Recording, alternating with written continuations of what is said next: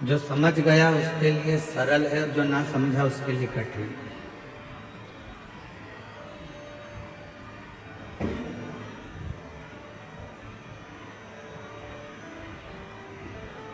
जैसे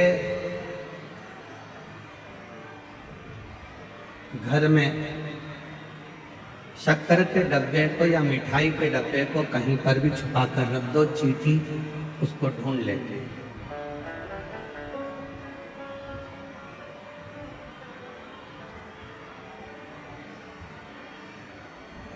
आपने शक्कर का डब्बा या मिठाई का डब्बा कहीं पर भी छुपा कर रखा, उसको चींटी ने ढूंढ लिया।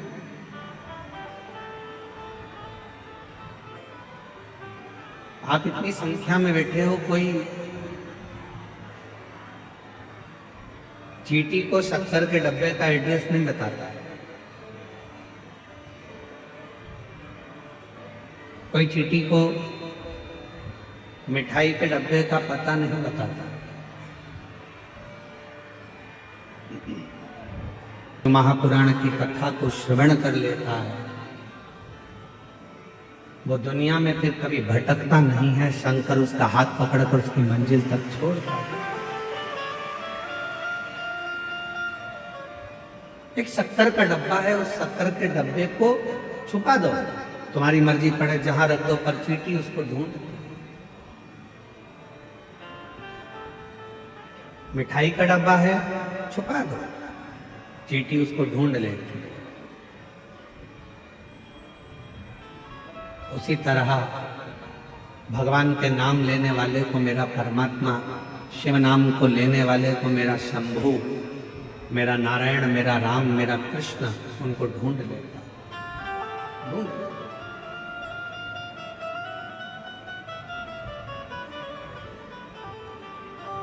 दुनिया के लोगों को शायद मालूम नहीं है, यह मार्गशीर्ष मास है, एक ऐसा महीना।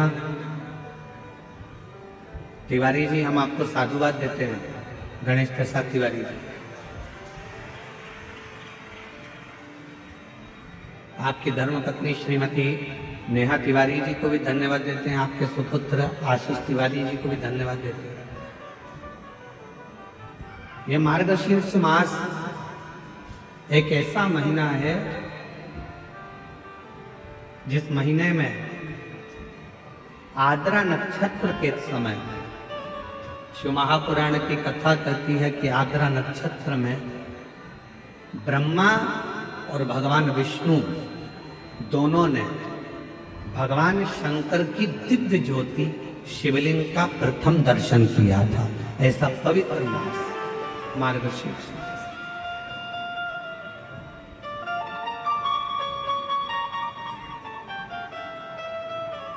पूरे ब्रह्मांड में सबसे पहला शिवलिंग का दर्शन अगर किसी ने करा तो भगवान ब्रह्मा और भगवान विष्णु। और इसी मार्गशीर्ष मास में, जिस महीने में आप कथा सुन रहे हैं, इसी मार्गशीर्ष मास के आद्रा नक्षत्र में, और आपको बताते हुए बड़ी प्रसन्नता हो रही है कि वो आद्रा नक्षत्र इसी कथा के बीच में पड़ेगा 9 तारीख को, 9 नवंबर।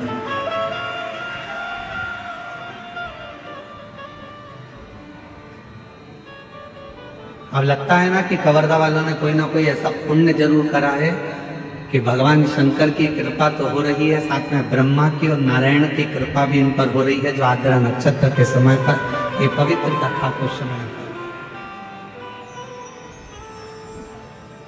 शिव महापुराण में तो यहाँ तक वर्णन किया गया है कि यदि मार्गशीर्ष मास के आद्रा नक्षत्र के दिन ब्रह्म मुहूर्त से लेकर शाम को प्रदोष काल तक अगर कोई एक बार भी भगवान शंकर के शिवलिंग का दर्शन कर लेता है तो उसकी जिंदगी में उसने कितने भी व्रत करे, उपास करे, उन व्रतों में, उन उपासों में अगर कोई त्रुटि रह गई, कोई गलती हो गई, कोई यज्ञ करा, अनुष्ठान करा, साधना करी, तप करा, व्रत करा, दान करा, पुण्य करा, सत्कर्म करा, उसमें अगर कोई त्रुटि रह जाती है, कोई कमी रह जाती है, कुछ छूट गया होता है तो केवल मार्गशीर्ष मास के आद्रा नक्षत्र के दिन भगवान शंकर के शिवलिंग का दर्शन कर लेने से वो सारी त्रुटियां समाप्त हो जाती है और शिव की कृपा।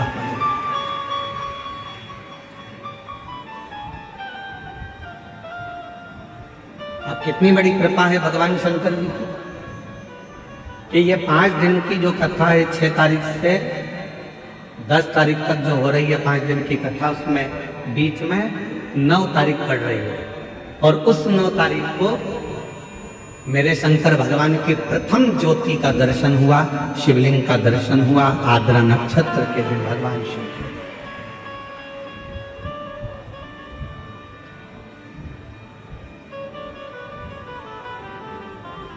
हम निवेदन करेंगे सभी सनातनियों से,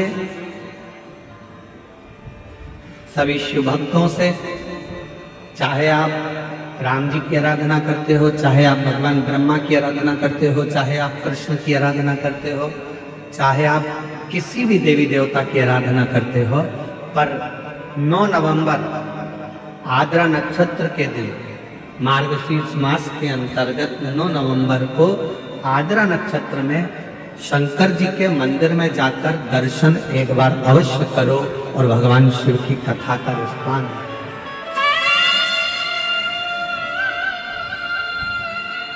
अवश्य।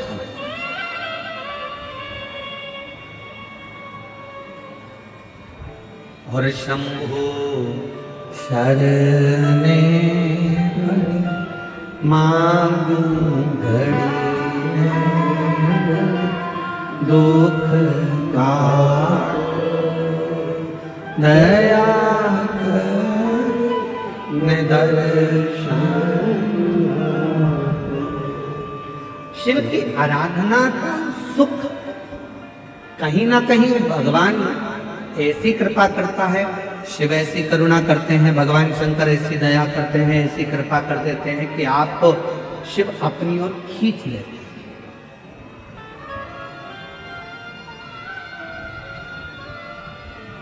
जैसे देवराज नाम का ब्राह्मण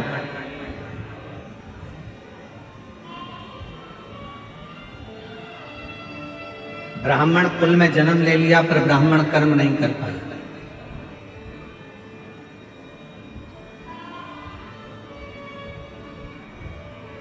कुछ संसार में ऐसे लोग भी जन्म लेते हैं जिनको भगवान मृत्यु लोक में जन्म तो दे देता है पर वो परमात्मा से जुड़ नहीं पाते।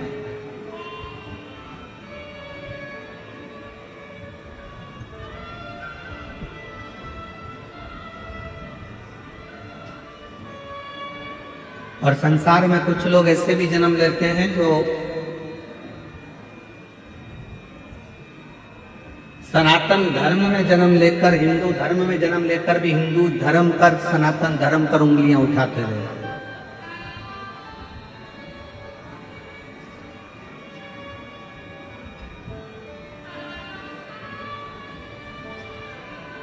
पर शिव कथा कहती है कि अगर भगवान ने तुम्हें मृत्यु लोक में जन्म दिया है,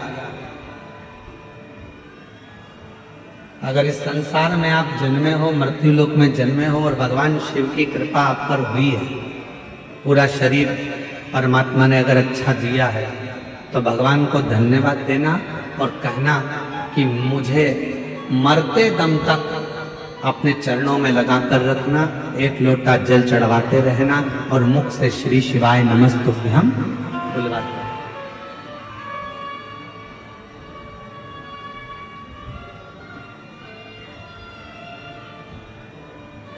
यदि संसार में जन्म मिला है तो इस मृत्यु लोक में जन्म लेने के बाद इस मानव शरीर को जो आपने दिया है, वो मानव शरीर को हम व्यर्थ क्यों गवाएं?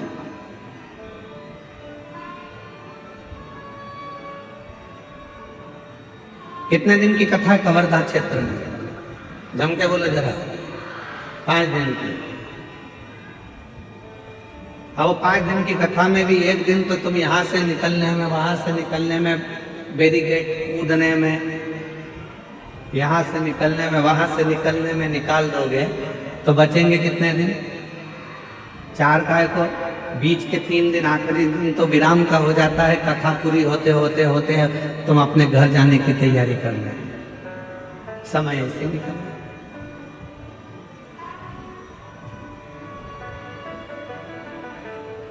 शिव कथा कर रही है, अगर पड़ोसन भी यदि आपसे बात करना चाहती है तो थोड़ा सा उसको कोनी मार कर कहना, तेरे हाथ जोड़ती हूँ, शांति से बैठ, अभी मेरी कथा सुन लेना।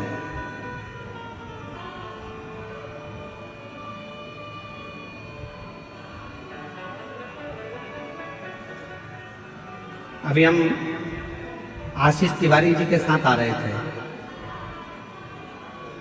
तो हमने आशीष तिवारी जी से कहा कि तुम्हारे पापा ने, गणेश प्रसाद तिवारी जी ने, कवर्धा शहर छोड़कर ये छोटा सा जो गांव है, इस छोटे से गांव में इस कथा को रखा। तो हम आशीष तिवारी जी को धन्यवाद दे रहे थे कि आशीष, आपके पापा को, आपको और सारे कवर्धा वालों को बहुत बहुत आशीर्वाद है, कम से कम उन्होंने छोटा सा गांव इस कथा के लिए चुना। बड़े बड़े शहर के लोग, बड़ी बड़ी जगह के लोग साधन से, गाड़ी से, मोटर से, ट्रेन से, फ्लाइट से कथाओं में पहुंच जाते हैं, और छोटे छोटे गांव के लोग इस पवित्र शिव महापुराण की कथा को सुनने के लिए तरसते रहते हैं। तो कम से कम आज यदि यजमान परिवार ने इस पवित्र कथा को, यदि कवर्धा वासियों ने इस कथा को यदि छोटे से गांव में रखा, तो इस गांव की भी उन्नति और साथ में गांव में रहने वाले सभी, मेरी जीजियां, मेरे जीजा, मेरी बेटियां, बेटा, सब इस कथा को श्रवण कर कर अपने जीवन को धन्य बना ले, सार्थक। बोल बम का नारा है, दोनों हाथ उठाकर हर हर महादेव। भगवान शिव की जो अविरल भक्ति, शिव की जो उपासना, शिव की जो साधना, वो यही दर्शाता है।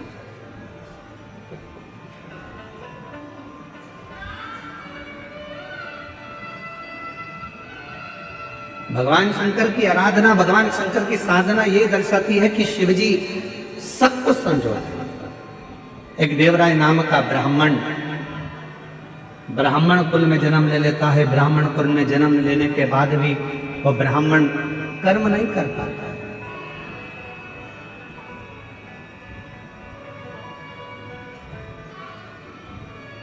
ब्राह्मण कर्म से वो वंचित है।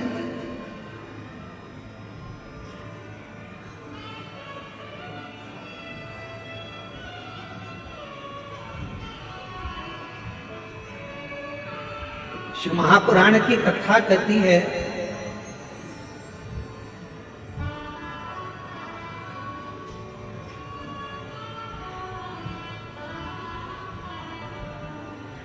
अगर मनुष्य की देह मिले तो 3 चीजों से बचना। पहले नंबर पर है कर्ज, दूसरे नंबर पर है क्लेश, और तीसरे नंबर पर है कलंक।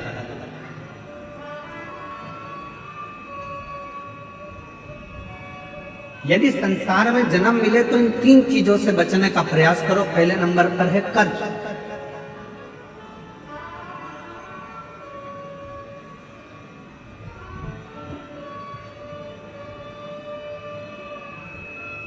थोड़ा सा भी कर्ज हमारे जीवन में अगर हो जाता है, थोड़ा सा कर्जा आ जाता है, तो वो कर्जा बढ़ते बढ़ते बढ़ते बढ़ते एक दिन हमारी जमीन को, हमारी जायदाद को, हमारे मकान को भी बर्बाद कर देता है।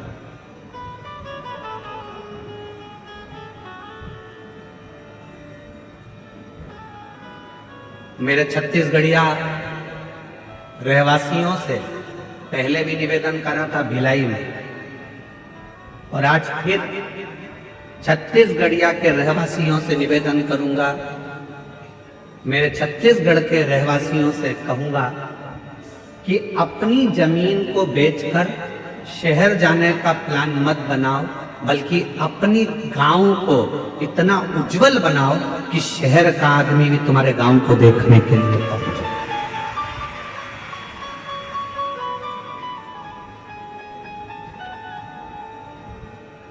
एक सच्चा छत्तीसगढ़िया, हम अपनी भाषा में कहते हैं जय जोहार। छत्तीसगढ़िया सब मतलब एक सच्चा छत्तीसगढ़िया वो होता है जो जहां रह रहा है, जिस भूमि पर रह रहा है, उस भूमि को, उस घर को, उस गांव को इतना उज्जवल बना ले, इतना प्रगतिशील बना ले कि फिर उसको देखने के लिए दुनिया के लोग, दुनिया के लोग।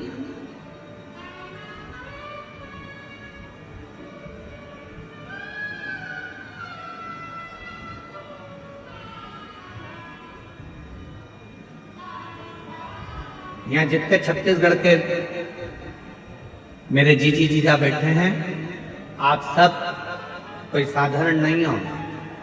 जितने भी बैठे हो, आप भगवान श्री राम जी के नाना जी और नानी जी हो।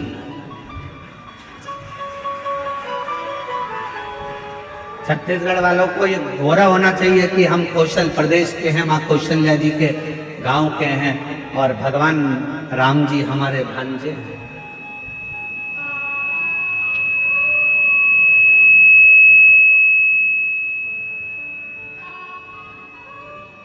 सहजता नहीं है।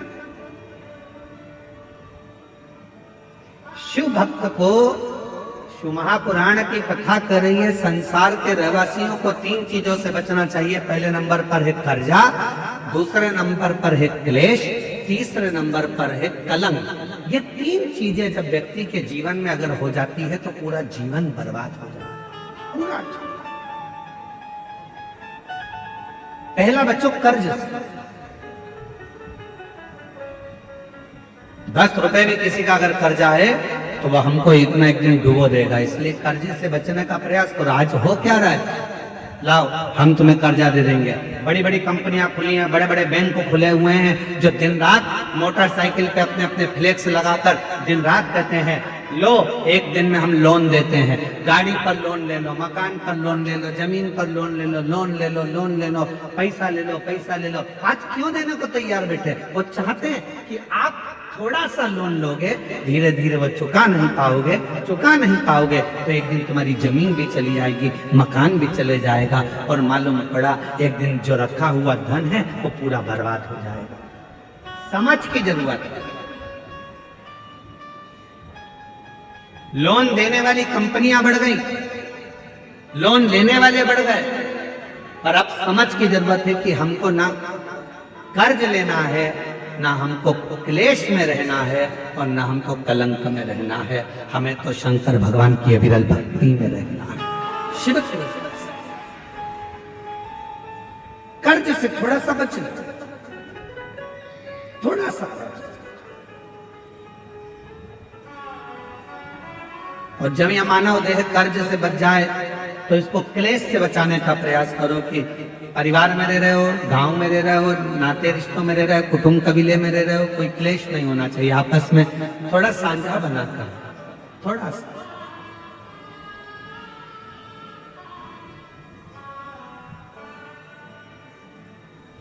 आप सबको मालूम है महीने में 2 एकादशी आती है तो 2 प्रदोष आती है। कभी किसी से पूछो कि भगवान शंकर का यह अविरल त्योहार प्रदोष का व्रत क्यों आता है?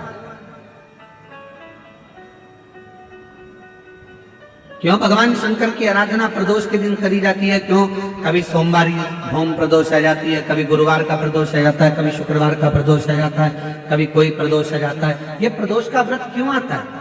उसका एक कारण है भगवान शंकर प्रदोष का व्रत धारण कर फिर अगला जो दिन होता है उस दिन मेरे शंकर भगवान अपने सारे गणों के साथ नंदी, भृंगी, श्रृंगी, नर, गंधर्व, अप्सरा, किन्नर, देवता, पशु, पक्षी जितने भी होते हैं मेरे शिव सबके साथ बैठकर अपना महाप्रसाद ग्रहण करते हैं।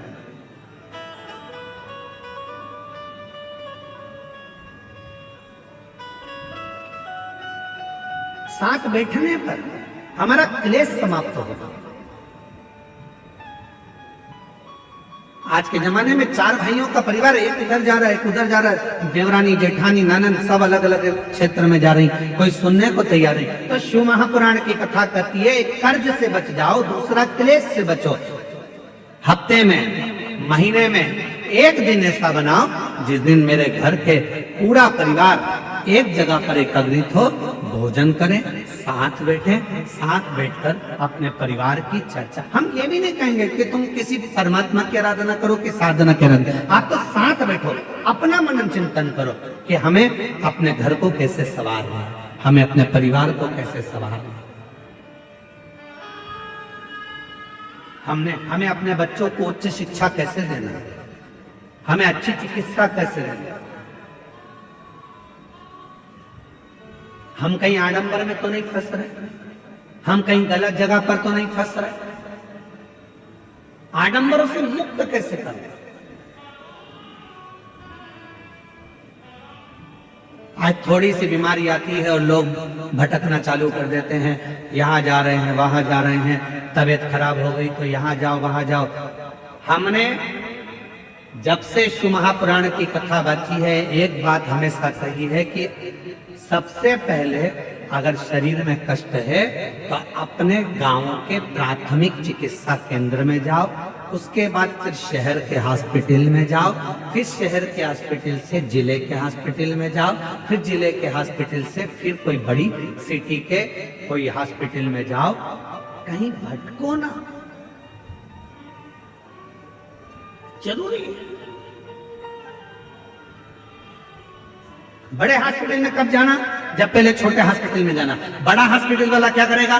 तुम्हारे पहले के हॉस्पिटल की फाइल दिखाओ, साहब ये हमने हमारे गांव के हॉस्पिटल में दिखाया था, साहब ये हमारे कवर्धा में दिखाया था, साहब हम फिर बिलासपुर पहुंचे, साहब अब हम रायपुर आए हैं, ये देखो हमने ये जांचें कराई है। छोटे हॉस्पिटल से बड़े हॉस्पिटल तक जाओ। पर आजकल व्यक्ति क्या करता है? डायरेक्ट बड़े में जाने की सोचता है। उसी तरह जैसे गांव के लोग इकट्ठे हुए और कहाँ जा रहे हो साहब? तो कहा हम अमरनाथ जा रहे हैं। कहाँ जा रहे हो साहब? हम केदारनाथ जा रहे हैं। तो हम उनसे पूछे, भैया तुम अमरनाथ जा रहे हो, बड़े हॉस्पिटल में जा रहे हो, तुम केदारनाथ जा रहे हो, बड़े हॉस्पिटल में जा रहे हो, पर ये तो बताओ कि प्राथमिक चिकित्सा केंद्र पहुंचे कि नहीं पहुंचे? पहले अपने गाँव में जो शंकर जी का मंदिर है उसमें जाना चालू करा कि नहीं करा? पहले शिव जी के मंदिर में जाना चालू करा कि नहीं करा? आज का व्यक्ति अमरनाथ जाना चाहता है, आज का व्यक्ति केदारनाथ जाना चाहता है, और आज का व्यक्ति अपने घर के पास में जो शंकर जी का मंदिर है वहां जाना नहीं चाहता। लोग देखेंगे, हंसेंगे, ताना कसेंगे, कोई कुछ कहेगा,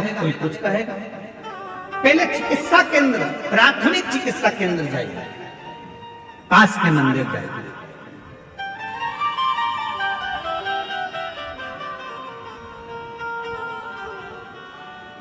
और जब आप प्राथमिक चिकित्सा केंद्र में जाएंगे तो बड़े हॉस्पिटल तक पहुंचने की जरूरत नहीं पड़ेगी, ये निश्चित।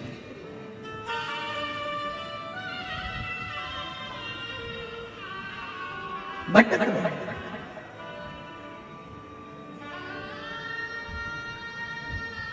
कर्ज से बचो, क्लेश से बचो।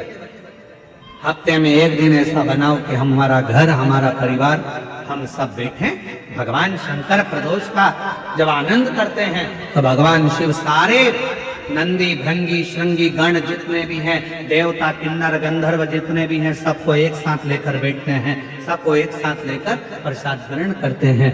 प्रसाद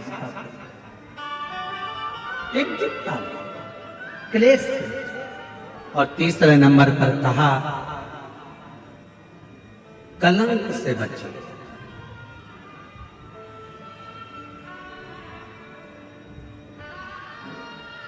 हमारे सनातन हिंदू धर्म में पतंग उड़ाने के लिए एक दिन दिया गया है। यहां उड़ाते पतंग? अरे बोलो तो जम के। कब उड़ाते हैं? जम के बोलो। मकर संक्रांति। हमारे सनातन धर्म में, हिंदू धर्म में पतंग उड़ाने के लिए एक दिन दिया है, मकर संक्रांति का दिन। उड़ा लो जितनी उड़ाना है, खूब काटो जितनी काटना है। पर हमारे सनातन धर्म में यह कहा गया, साल में एक दिन मकर संक्रांति के दिन खूब उड़ाओ, खूब काटो, पर बाकी के दिन ना उड़ाना ना काटना। शिव महापुराण की कथा कहती है, किसी का कोई काम हो रहा है, किसी के बेटे की शादी हो रही है, किसी की बेटी का संबंध हो रहा है, लोग हर कुछ बोलकर उड़ा देते हैं और उसके संबंधों को काट देते हैं। शिव महापुराण की कथा कहती है, कोई उन्नति की सीढ़ी पर चढ़ रहा है तो उसको चढ़ने दो, बढ़ने दो, उसको काटने का प्रयास मत करो, क्योंकि हम सब सनातनी हैं। सनातनी काटता नहीं है, सनातनी जोड़ता है।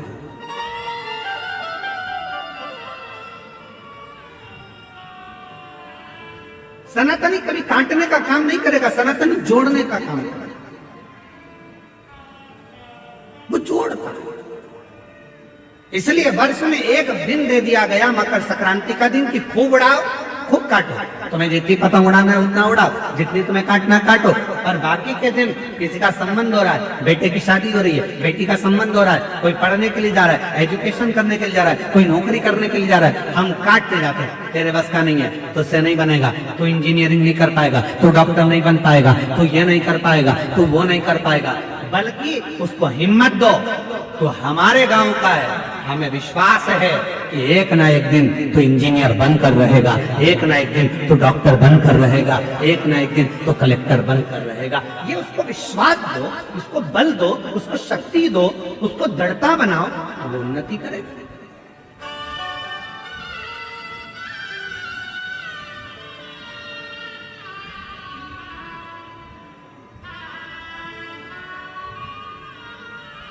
अब हम क्या कर रहे हैं, अपने तो अपनों को जोड़ ही नहीं पा रहे, उसको काटने में लगे।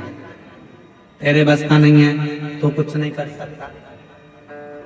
शिव महापुराण की कथा में देवराज नाम के ब्राह्मण का चरित्र आता है कि देवराज नाम का ब्राह्मण ब्राह्मण कुल में जन्म लिया।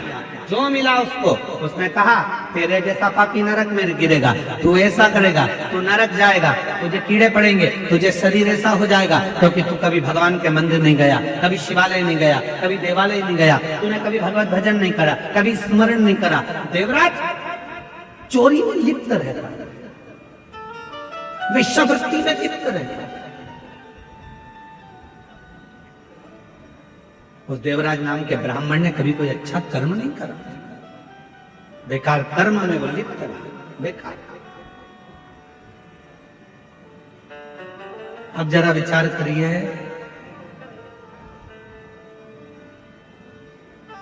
बेकार कर्म में देवराज लिप्त रहा, खूब लिप्त रहा, और उसकी जो माता जी थी, उसकी जो माँ थी, वो भगवान की परम उपासक थी।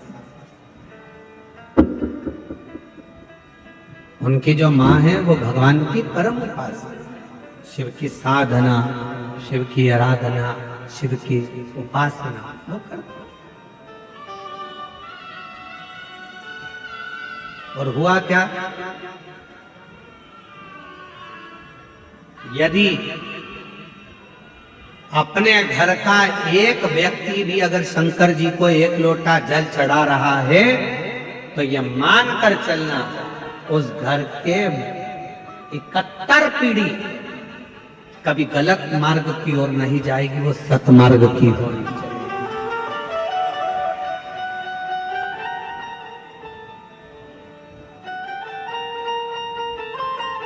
सतमार्ग की ओर चलेगी। एक लोटा जल कोई साधारण एक पत्र है, अच्छा है, देखिए एक पत्र आया है,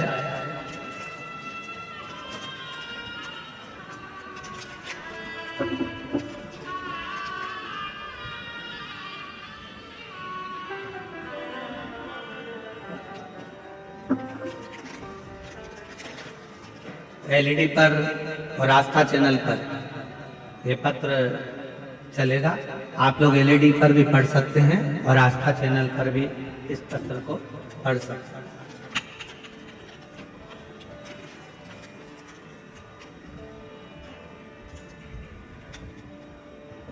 मैं सावित्री साहू, ग्राम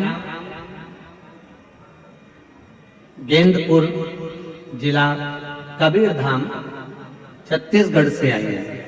कहीं बैठी हो तो हाथ हिला सकती हैं। अगर कहीं बैठी हो तो हाथ हिला सकती हैं।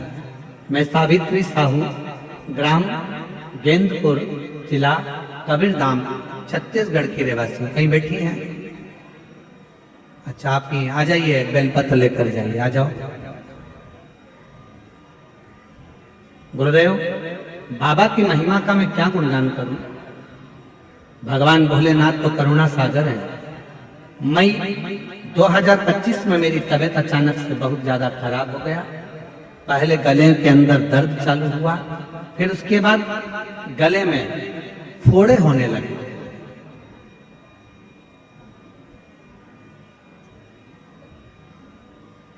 दिन पे दिन मेरा तबीयत बिगड़ता गया। तब मैं अस्पताल गई। इलाज के दौरान डॉक्टर ने बताया कि आपके गले में कैंसर हो गया है। मैं बहुत डर गई। फिर भी मैं बाबा भोलेनाथ के मंदिर में एक बहन जी के कहने पर चली गई। 3 महीने से ना तो कुछ खा पा रही थी, ना पानी पी रही थी। दिन पे दिन मेरी तबीयत बिगड़ती गई। फिर मैं अस्पताल गई, डॉक्टर से मिली, फिर कोई सुधार नहीं हुआ। जब सुधार नहीं हुआ, उसके बाद मैंने विश्वास करा बाबा भोले बाबा पर, और बाबा के मंदिर जाती, प्रतिदिन मंदिर जाती और जल चढ़ाती रहती। उसके बाद मैं तीसरे बार फिर अस्पताल गई, डॉक्टर को मिली, फिर चेकअप करवाया। तब चेकअप कराने पर मालूम पड़ा कि मेरी रिपोर्ट पूरी नॉर्मल आ गई है। नॉर्मल बताया। डॉक्टर तो हैरान रह गए, क्योंकि डॉक्टरों ने ऑपरेशन के लिए मना कर दिया था। उसके बाद 3 महीने बाद फिर से गले में दर्द चालू हो गया। फिर मैं डर गई, लेकिन मैं अस्पताल के लिए फिर पहुंच गई और हॉस्पिटल में जाकर मैंने फिर जांच कराई। जांच कराने पर पता चला कि मेरा जो कैंसर की बीमारी थी वो भी पूर्ण तरह से समाप्त हो गई। मैं बाबा को धन्यवाद देने के लिए आई हूँ, शिव को नमन करने के लिए आई हूँ। मेरा नाम सावित्री साहू, ग्राम गेंदपुर, जिला कबीरधाम, छत्तीसगढ़ से है। एक लाइन अच्छी लिखी है, आप और हम गुनगुनाते हैं। हम तो बाबा के भरोसे चलते हैं, हम तो बाबा के भरोसे चलते हैं। ये दुनिया वाले जलते हैं, ये दुनिया वाले जलते हैं। हम तो बाबा के भरोसे चलते हैं, हम तो बाबा के भरोसे चलते हैं। एक विश्वास शिव के प्रति, शंकर के प्रति, भगवान शंकर की दृढ़ता के प्रति, एक लोटे जल के प्रति।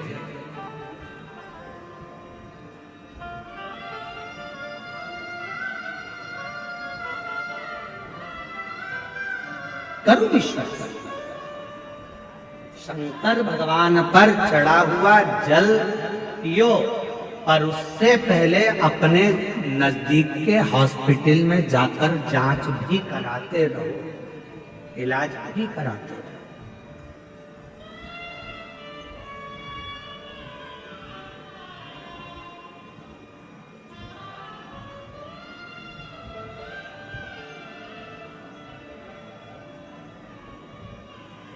शिव की आराधना के साथ में अविरल भक्ति को धारण करना चाहिए। क्या करते हैं शिव?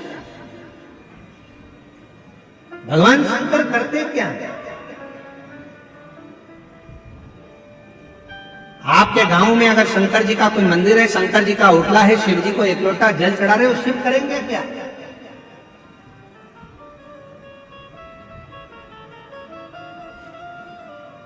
क्या करेंगे भगवान शंकर? जैसे आप अपने पल्लू में रुपये को बांध कर रखते हो, पैसे को बांध कर रखते हो, वो पैसा जब जरूरत पड़ती है तब पल्लू को खोला, पैसा निकाला, पर्स को खोला, पैसा निकाला, काम लिया, दिया, वापिस बांध लिया। उसी तरह शिव जी को एक लोटा जल चढ़ाते रहो। शंकर जी के मंदिर में अगर एक लोटा जल, शिवलिंग पर एक लोटा जल चढ़ाते रहोगे तो वो जल चढ़ा हुआ तुम्हारा पुण्य एक न एक दिन जब तुम्हारी दुख की घड़ी आएगी तब देव अधिदेव महादेव पर चढ़ा हुआ जल वहां काम आ जाएगा, उस स्थान पर काम।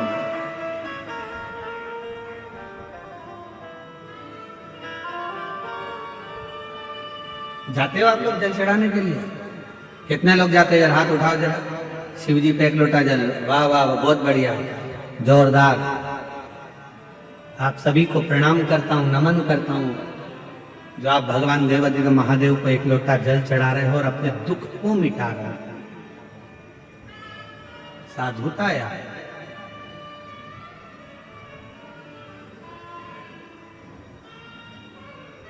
भटकन सिद्धू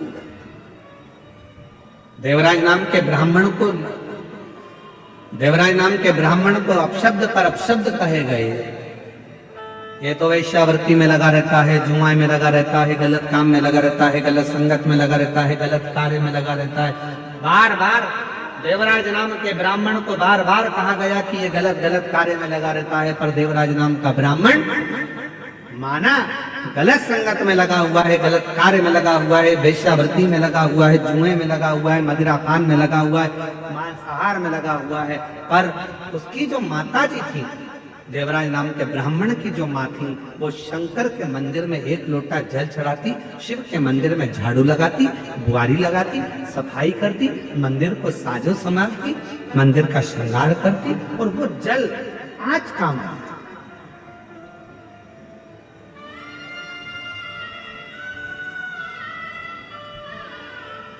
शिवजी पे चढ़ा हुआ जल, उसकी माता ने जो जल चढ़ाया वो आज काम आया। और कब काम आया?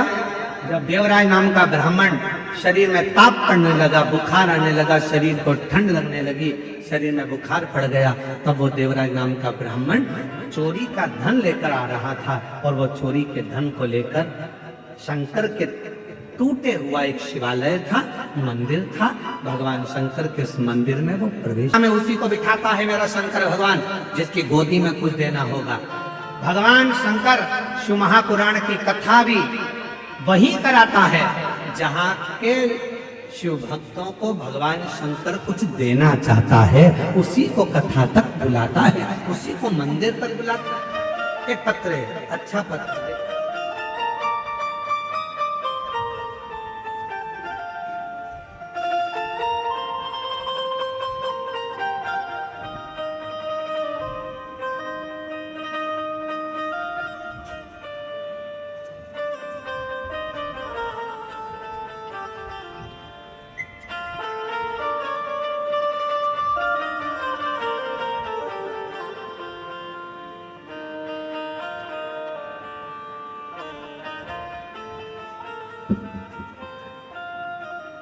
मैं अश्विनी ठाकुर पति अशोक सिंह ठाकुर,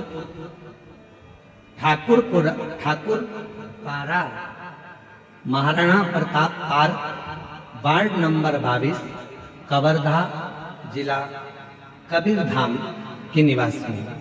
कहीं बैठी हो तो हाथ हिला सकती हैं, आप ही हैं? एक बार इससे हाथ हिला लिया, बच्चे को लिया। गुरुदेव, मैं बाबा की महिमा का क्या गुणगान करूं गुरुदेव। 10 साल हो गए थे मेरे घर में औलाद नहीं थी गुरुदेव। 10 साल हो गए पर मुझे संतान का सुख नहीं था। एलईडी पर पता चल रहा है? चल रहा है? आप लोग पढ़ रहे हैं पत्र? अरे बोलो तो, दिख रहा है पत्र? दिख रहा है सबको? 10 साल हो गए पर मुझे संतान का सुख नहीं। शादी के बाद 10 सालों तक संतान ना होना किसी भी महिला के लिए असहनीय होता है। गुरुदेव, इन 10 सालों में मैंने कोई भी ऐसा डॉक्टर नहीं है जिसे ना देखा। डॉक्टरों ने जांचें बोली, टेस्ट बोला, हमने सब करवाया, सब रिपोर्ट नॉर्मल था, सब सही है करके डॉक्टर बोलता, फिर भी गर्भ क्यों नहीं ठहरता? समझ नहीं। कोई भी कहीं किसी भी जगह पर जाने को बताता, हम वहीं चले जाते, पर फिर भी संतान का सुख नहीं मिला। एक दिन मेरे एक भौजी मेरे घर आई और बताया कि आस्था चैनल पर सियोर वाला महाराज जी शिव पुराण की कथा करते हैं, तुम उस कथा को टीवी पर चालू कर आसन लगाकर बैठकर सुनना, देखना, भोले बाबा तुम्हारी गोदी जरूर भरेगी। तब से मैंने मंदिर जाना प्रारंभ करा, शिव जी के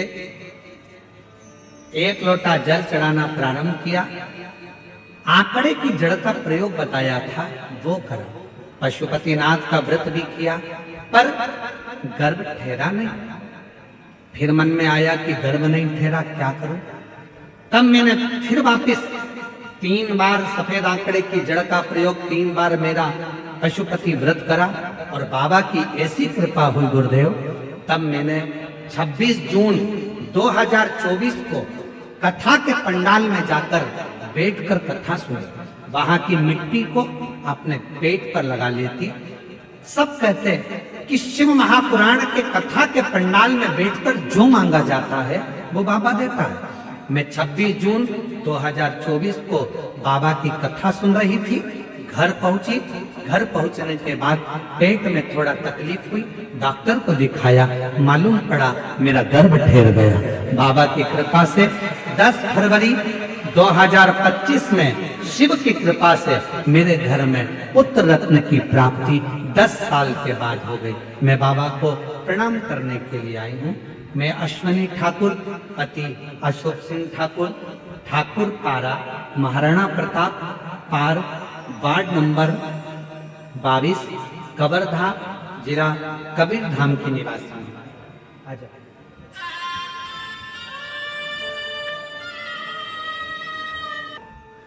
यदि बाबा ने आपको ये 5 दिवसीय कथा में बिठाया है तो विश्वास मानना, मेरा शंकर भगवान 3 महीने में तुम्हारी गोदी जरूर भरेगा। तुमने जो मांगा है मेरा बाबा देगा, देगा।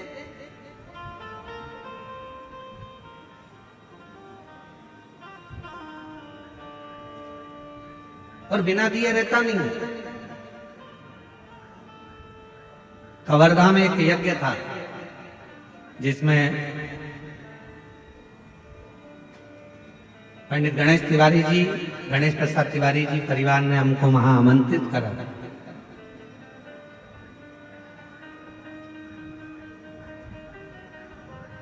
जब हम जा रहे थे तो उनके सुपुत्र आशीष जी बोल रहे थे, गुरुजी ऐसा वर देकर जाइए, आशीर्वाद देकर जाओ कि एक बार शिव महापुराण की कथा हमारे क्षेत्र में भी हो जाए। ऐसी कृपा। कहाँ बैठा है आशीष? कहाँ है आशीष तिवारी जी? कहाँ बैठे हैं? जरा खड़े होइए। कहाँ बैठे? उधर है क्या? ठीक ठीक ठीक। कितना सुंदर भाव उनके अंदर आया। तो उन्होंने कहा कि गुरुजी बस ऐसा वर दे दो कि एक बार शिव महापुराण की कथा हमारे कवर्धा क्षेत्र के आसपास में कहीं पर भी बाबा की कृपा से हो जाए। हमको भी उम्मीद नहीं थी कि इस मार्गशीर्ष मास में, वो भी आद्रा नक्षत्र के अंतर्गत, ये कथा इस क्षेत्र में हो जाएगी और बाबा की कृपा। हमको भी विश्वास नहीं था, पर जब हमारी कोई कामना होती है, हम पंडाल में बैठकर अगर कुछ मांगे, शिव से प्रार्थना करें, तो निश्चित है मेरा देव अधिदेव महादेव खाली नहीं छोड़ता, भंडार भरता जरूर है, कृपा करता है, कृपा करेगा, दया।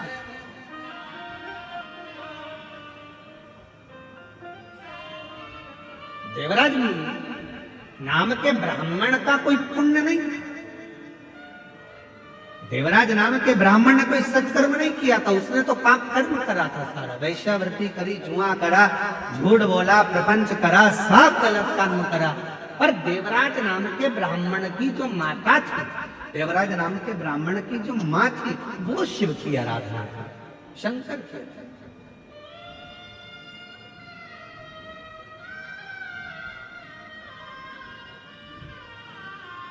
और उसकी माता का मन शिव में लगा रहता है।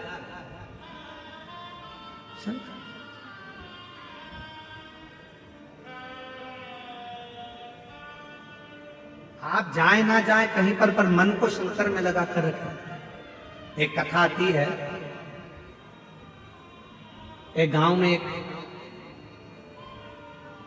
एक बूढ़ा किसान रहता था, बूढ़ा व्यक्ति रहता था। उसके पास में गाय थी, गोमाता।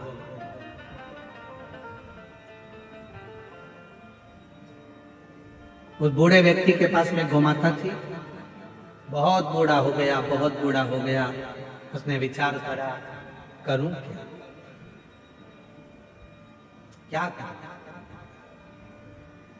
अब मेरे शरीर से तो कुछ बनता नहीं है, और ऊपर से मेरे पास में ये गोमाता है, गाय है। मैं कहीं से चारा नहीं ला सकता, घास नहीं ला सकता, इस गाय को क्या खिलाऊं? क्या खिलाऊं?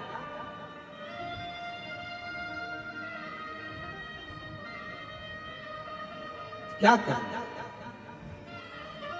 अब उस बूढ़े व्यक्ति ने विचार करा कि मेरे पास में ना खिलाने की व्यवस्था है, ना मैं अब इस गौ माता को पानी दे सकता हूँ, ना चारा दे सकता हूँ, क्योंकि अब मेरे शरीर से बनता नहीं है। मैं बूढ़ा हो चुका हूँ, मेरा शरीर अब काम नहीं कर रहा है। अब मैं करूं तो करूं क्या करूं? उस बूढ़े व्यक्ति शरीर में रोग बढ़ता गया, बूढ़ा होता गया, तो मन में आया कि अब इस गाय को मैं खूंटे से छोड़ दूं, अब इसको खूंटे से बांध कर नहीं रखूंगा।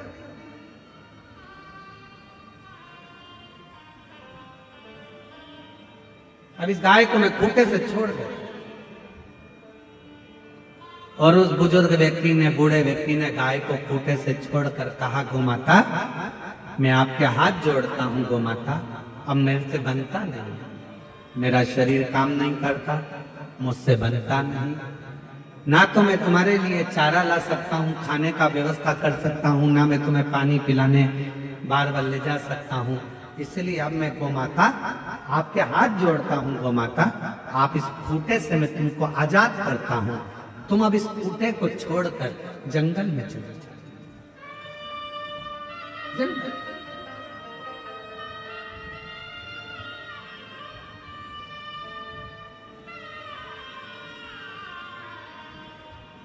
गोमाता जंगल में नहीं गई, खूंटे के पास आ गई। बूढ़े व्यक्ति ने विचार करा कि मेरे को इसको जंगल ले जाना पड़ेगा। और बूढ़ा व्यक्ति धीरे धीरे धीरे धीरे उसको एक दिन गौमाता को जंगल में छोड़। सवेरे गौमाता को जंगल में छोड़ा, शाम होते होते गौमाता वापस खूंटे के पास आकर खड़ी हो गई।